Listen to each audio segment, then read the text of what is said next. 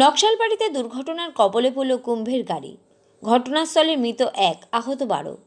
আজ সকাল আনুমানিক 6টা নাগাদ আসাম থেকে প্রয়াগরাজ কুম্ভ মেলার যাওয়ার পথে নকশালবাড়ি সাতভাইয়া সংলগ্ন স্কুলডাঙ্গি এলাকার ঘটনা। জানা গিয়েছে, একটি পিকআপ ভ্যানে করে ওই পুণ্যার্থীরা যাচ্ছিলেন প্রয়াগরাজের উদ্দেশ্যে।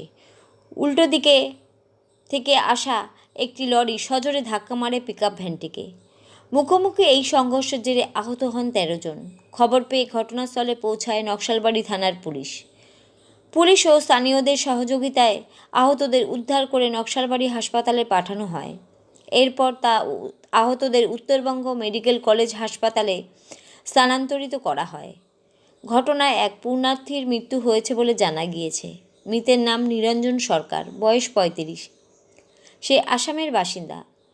এক প্রত্যক্ষদর্শী জানান, পিকআপ ভ্যানটি শিলিগুড়ির দিক থেকে এসে কুম্ভের উদ্দেশ্যে যাচ্ছিল।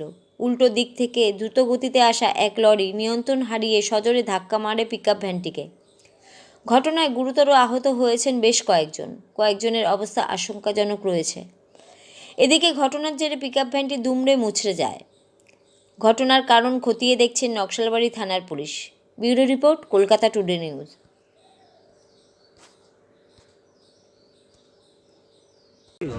এটা আমি শুনলাম কি এই টুলগেট পার হয়ে আসতেছিল, মানে পিকআপটা? হ্যাঁ, পিকআপটা টুলগেট পার হয়ে আসতেছিল। বড় গাড়িটা ওদিক থেকে আসছিল। বড় গাড়িটা লরিটা ড্রাইভারটা ঘুমাইছিল, স্যার ঘুমাই থেকে আইসে এই গাড়িটাকে ডাইরেক্ট মারে। গাড়িতে কতজন ছিল শুনছেন?